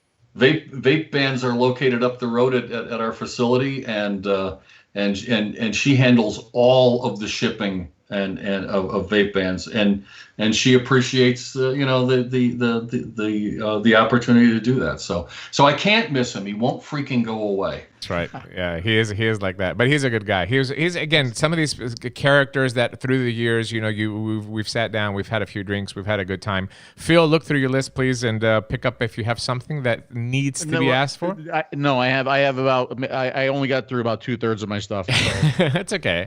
That's all right. Maybe we'll do it another time. Yeah, no, I mean, obviously, yeah, we'd love to have you back on and maybe get a little bit more of a panel going of some of this. I think it's really good to bring some of the memories, but it's also to see, because one thing that I think you're going to take away from the conversation today is that this industry started somewhere. There were some pioneers that had some really good ideas that actually have helped me and Phil. I'm not going to lie to you, and it's unfair and unjust to not let your government. And you know, we go to China a lot, Mike. I mean, me and Phil been to China 15 times, and I will tell you what they say there. They say that the federal regulations in America is what brought China this business. Because it's so expensive for you to meet the requirements of what the U.S. government does in order for you to manufacture. It's not the actual cost of the product, which, I mean, it can be a little bit expensive depending on the materials that you use, but ultimately it's not really even that cost. The cost is the actual money you have to pay to the government through insurance, EPA, FDA, FTC, FCC, and every fucking 3-letter word that's out there in this government in order for you to allow you to make that product. And that's a shame. Dimitri, in the final analysis, 60%, this is no lie, I can prove it. 60% of every dollar that ever came in went back out in the form of insurance of one form or another. It's crazy. 60%. And all of it is the end result of government regulations. All of it. We were against the 8 ball long before we even made our first device, because you've got product liability insurance, you've got FICA, you've got NS, you know, and on it goes. Yeah. And by the way, every time we ship a bar of stainless steel from the distributor to us, we're a portion of that bill is paying for the insurance on that truck. Okay. And when it goes from the mill to that distributor, a portion of it's is insurance on that truck. A portion of it's insurance for the distributor's warehouse and all of their slip and fall insurance and making sure nobody gets run over by a forklift. This is all insurance on top of insurance on top of insurance on top of insurance. It's the insurance lobby has created their ability to double dip into corporate profit in such a way that, I am not kidding you, 60% of every dollar that came in went out to insurance, either directly or indirectly. 60%. And now, if I could knock that 60% off of my $100 device, suddenly it's a $40 exactly $40 device. Exactly. I could be completely competitive with China Yeah, at $40. I think it's important to put that out there because people Dimitri, say China. I'm sorry to cut you off. We had an 11 o'clock hard stop, and we need to do it. Yes, but I want to get this point in. I'm sorry, Phil. Let me just get this point real quick because I think people sometimes mistake. They say China makes it cheap, China makes it, but it's not China that's making it cheap. It's the regulations that are making it cheap because they don't have them. That's what it all boils down to. And it pisses me off because this is what every politician should be hearing instead of hearing about Dr. Seuss. Like, our concern is Dr. Seuss, and our concern is not manufacturing in the U.S., which should be the platform of every politician that's running. Yeah, guys, I would love to continue the discussion at any time you want to do it. Yes, let's do it again. Phil's got to pee. Yes. No, I'm pissed, man. I wanted to talk about Evolve, you and Evolve. I wanted to talk about manufacturing. I wanted to talk about your machines. I wanted to talk about the goddamn box that the ZNA came in because there's a story behind that. Of course there is. And we'll do it the next time. We'll do it next time. We'll do it another time. We promise. Mike, I can't thank you enough for coming on the show. Like I said, I even have a Zen equation. Do you know what the Zen equation is? What is that? The equation is when I went to see you and I went to hang out with you in your shop, what I would do is I would take the number of minutes I would expect to spend with you and I would multiply them by 5 because that's what it took to get, because like Dimitri said, whenever I went in to have a chat with you, I left thinking about the world a little bit differently, right? And I got a lot of respect for you, Mike. I got a lot of respect for what you did in the industry, how you have affected me in the industry, and I would love to have you back on the show in the future. I would love to be back, Dimitri. It's so good to see you back on the mend, or at least heading in that direction. You and I have that in common too. Yes. We've both been through the same thing, and we're brothers in arms now. Yes, literally. So, but yeah. Actually, you're lucky to be a brother with arms. But I'm very, very, very blessed. But yeah, have me back anytime you want to do it. I'm in. Loved seeing you guys. I love you both, and it's been an absolute pleasure. Thanks, Mike. We appreciate it. And thank you for tuning in. We really appreciate all the viewers. If you would do us a favor, just like this video and share it. It really helps the algorithms here on YouTube. We will not be back next Tuesday night. We're going to take the week off, but I am heading to Florida tomorrow. We're going to do some lives from there. Tune in on Facebook, maybe on YouTube, maybe from the hot tub as well. Thank you so much. Have a wonderful evening, and we'll see you next time.